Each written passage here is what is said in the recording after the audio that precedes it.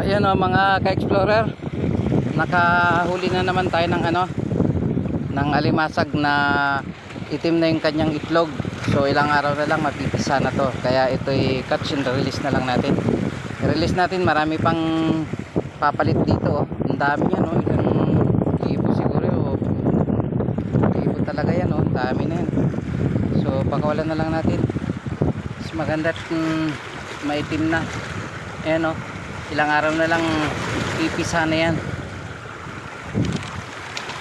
Yun, ang bilis.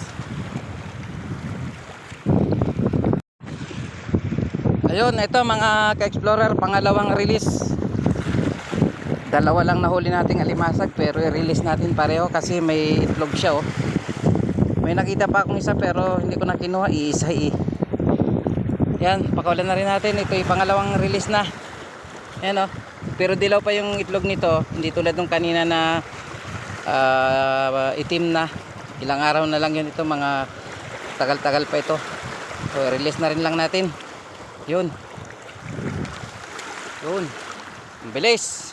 Doon, ang bilis ah.